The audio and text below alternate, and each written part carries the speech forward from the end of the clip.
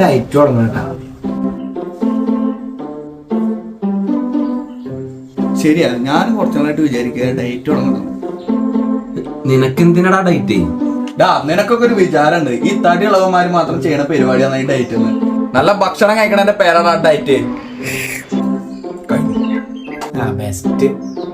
എടാ ശരിക്കും കലോറിയുടെ പ്രശ്നം.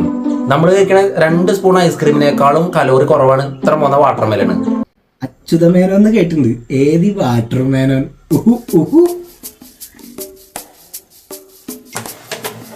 അതിന് നമ്മൾ ആദ്യം ഒഴിവാക്കേണ്ട സാധനമാണ് പഞ്ചാര.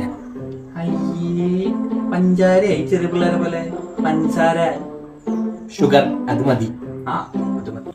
അത് ഒഴിവാക്കപ്പ എന്താ പാട്? അതിലിപ്പോ അല്ല ഈ ചായയിലൊക്കെ ചായ ഒന്നും കൈകൊണ്ട് വിടാൻ പാടില്ല.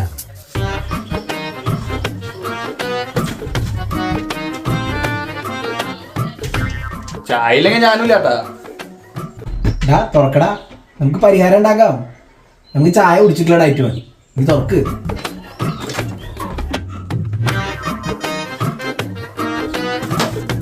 ഫുഡ് കൺട്രോൾ ചെയ്യണം, അതാണ് മെയിൻ. അതിലൊന്നും നടക്കില്ല.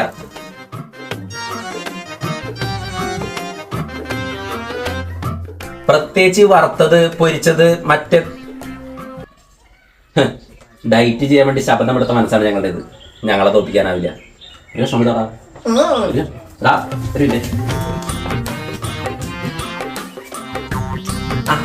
അപ്പൊ നമ്മൾ എവിടെ പറഞ്ഞത്? ഫുഡ് കൺട്രോൾ ചെയ്തെങ്കിലും വേണ്ടില്ല, പക്ഷെ എക്സർസൈസ് അത് ഒഴിവാക്കാനേ പാടില്ല. അല്ല, നമുക്ക് ജിമ്മിന് പോയാലോ? എന്നിട്ട് എന്തിനാ രാവിലെ 5 മണിക്ക് വിളിക്കുമ്പോൾ ഫോൺ എടുക്കാതെ കിടന്നുറങ്ങാനല്ലേ? അത് വേണ്ട, നമുക്ക് വീട്ടിൽ എക്സർസൈസ് ചെയ്താൽ മതി.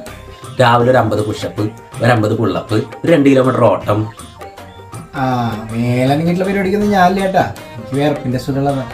നമുക്ക് നല്ല പ്രോട്ടീൻ റിച്ച് ഫുഡ് കഴിക്കാം. ഇറച്ചി, മുട്ട, പുഴുങ്ങിയ മുട്ടയുടെ പവർ എന്താ പറയുക? മുട്ടയുടെ കേസ് പറഞ്ഞപ്പോളാ ഇവന്റെ വാപ്പാടെ കടയിൽ ഓംലെറ്റിന് 20 റുപ്യ, മുട്ടക്ക് 5 റുപ്യ, ബാക്കി 15 റുപ്യ കൊള്ള പൈസ ഇല്ലേ? ശരിയാണല്ലോ, ചോദിക്കണ്ടേ? ചോദിക്കേ. നാളെ നിങ്ങക്ക് മുട്ടയ്ക്ക് ആകെ 5 രൂപ. പിന്നെ എന്തിനാണ് നിന്റെ വാപ്പ ഓംലെറ്റിന് 20 രൂപ വാങ്ങണ്? എന്നാ നീ നാളെ കടയ്ക്ക് വാ, ഞാൻ നാളെ ഒരു മുട്ട പൊട്ടിച്ച് കുറച്ച് ഉള്ളിയും ചെത്തിട്ട് അണ്ണാക്കിലേക്ക് ഇട്ടരാം. നീ അത് ഓംലേറ്റ് ആക്കിയിട്ട് മിഴുങ്ങിക്കോ. 5 രൂപ എന്നാ മതി.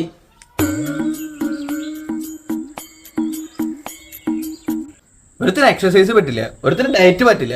ഇതിന് മേതം വീട്ടിൽ ചായ കുടിച്ചിരുന്നാ പോരെ. അത് പറഞ്ഞപ്പോഴാ ചായ കുടിക്കാൻ പോയാലോ?